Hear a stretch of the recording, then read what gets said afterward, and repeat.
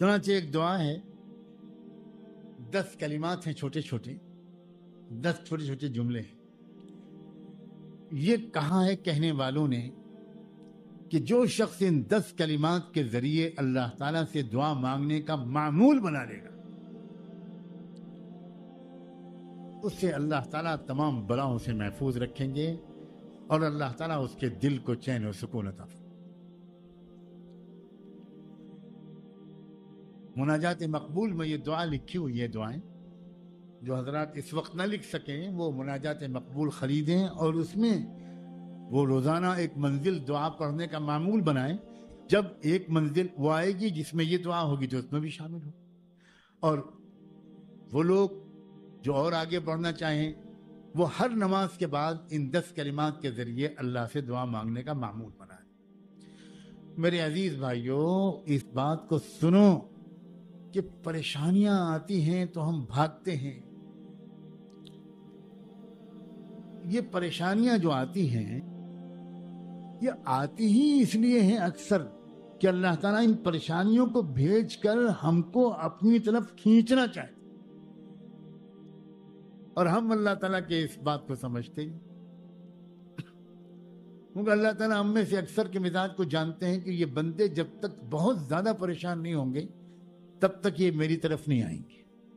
کیا یہ ہماری بیماری نہیں ہے؟ لیکن مشکل یہ ہے ایمان کی اور سمجھداری کی کمزوری کی وجہ سے پریشانیوں کے باوجود ہم اللہ سے اپنے تعلق کو بڑھانے کی طرف نہیں دوڑتے. ہمارا ذہنی اس طرف نہیں جاتا. یقیناً میرے ایمان میں کمزوری ہے، میرے اعمال کی خرابی ہے جس کی وجہ سے یہ پریشانیاں آئیں، تو میں اب توبہ کروں، گناہوں کی زندگی چھوڑوں، غفلت کی زندگی چھوڑوں اور اللہ سے اپنے تعلق کو بڑھاؤں. ہر شعبے زندگی میں ایک اچھا انسان، اچھا ایمان والا بنوں اور اللہ کو راضی کروں، مناؤں، معافی مانگوں، دعائیں مانگوں، میری پریشانیاں دور ہو جائیں.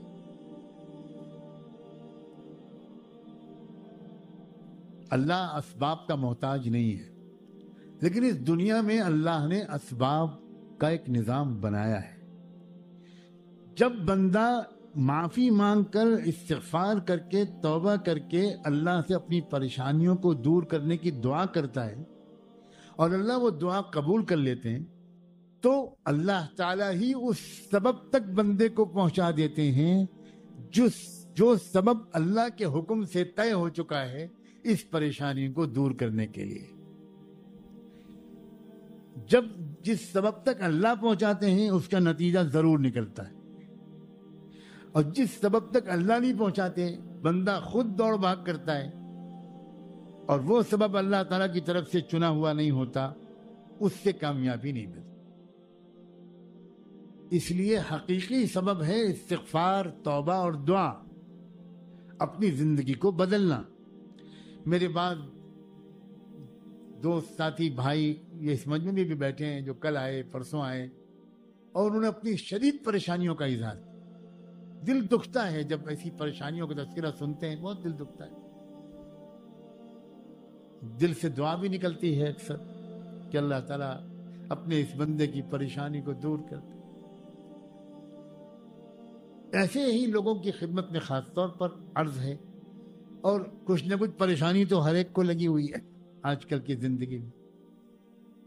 ان پریشانیوں کو اللہ کی نعمت سمجھے، ان پریشانیوں کو اللہ کی طرف سے ایک سنہری موقع سمجھے، ایک گولڈن اپارچونٹی کہ اس پریشانی کے ذریعے سے اللہ نے ہمیں اپنے پاس بلانا چاہا ہے، لیکن ہم سمجھ نہیں پاتے.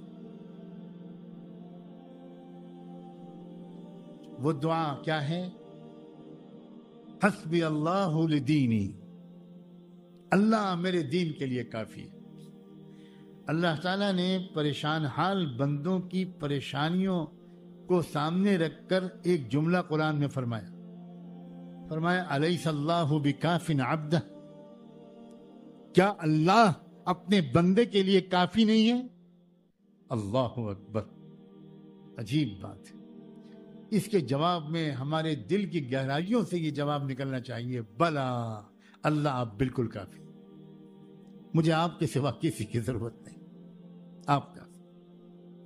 تو اللہ کافی ہے میرے لیے، اس کو یاد دلانا، اس یقین کو دل میں بار بار اتارنے کی کوشش کرنا اور اس یقین کی کیفیت کے ساتھ دعا مانگنے کی مشق کرنا، اس کے لیے یہ دعا بہت ہی مفید ہے۔ پہلا جملہ حسبی اللہ لدینی، اللہ کافی ہے میرے دین کے، میرے دین و ایمان پر جتنے خطرے لاحق ہیں، اللہ میں آپ کی مدد مانگنا چاہتا ہوں، میرے دین و ایمان کو بچا لیجیے۔ دوسرا جملہ ہے حسبی اللہ لدنیائی، اللہ کافی ہے میری پوری دنیا کے لیے، میری دنیاوی جتنے مسائل ہیں، روزی کا مسئلہ ہو، صحت کا، بیماری کا مسئلہ ہو، گھریلو کوئی الجھن ہو، حسبی اللہ لدنیائی، حسبی اللہ لما اہمنی، حسبی اللہ لما اہمنی، یہ ہے دوسرا جملہ، دنیا یہ نہیں ہے، حسبی اللہ لما اہمنی، اللہ کافی ہے ہر اس مسئلے کے لیے جس کی فکر میرے دل و دماغ پر سوار ہے، جو مجھے الجھائے رہتی ہے، جس فکر میں پریشان رہتا ہوں، اللہ اس مسئلے کے حل کے لیے بھی بالکل کافی ہے۔ حسبی اللہ لمن بغى علی، اور اللہ کافی ہے ہر اس شخص کے لیے جو میرے ساتھ کوئی زیادتی کرے، ظلم کرے۔ چوتھا جملہ حسبی اللہ لمن حسدنی، اللہ کافی ہے ہر اس شخص کے لیے جو مجھ سے حسد کرے۔ پانچواں جملہ ہے حسبی اللہ لمن کادنی بسوء، اللہ کافی ہے ہر اس شخص کے لیے جو کوئی بری سازش میرے خلاف کرے، اللہ کافی ہے، نمٹ لے گا اللہ، اللہ مجھے بچا لے گا، حفاظت میں لے لے گا۔ چھٹا ہے حسبی اللہ عند الموت، اللہ کافی ہے میرے لیے میری موت کے وقت۔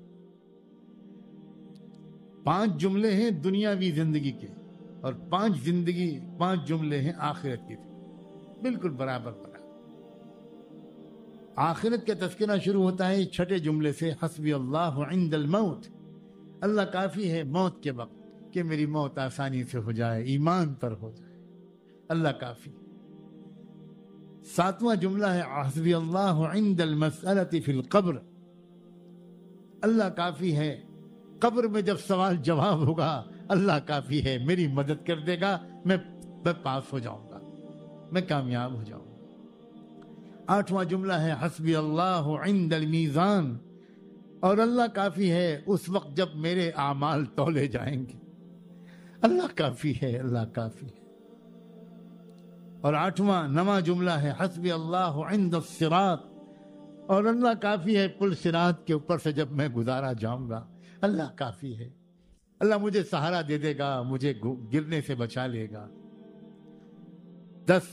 10واں جملہ ہے حسبی اللہ لا الہ الا ہو علیہ توکلت الیہ انیب، اللہ کافی ہے میرے لیے، اللہ کافی ہے، کوئی نہیں ہے اللہ کے سوا معبود، کوئی نہیں ہے، لا الہ الا اللہ علیہ توکلت والیہ انیب۔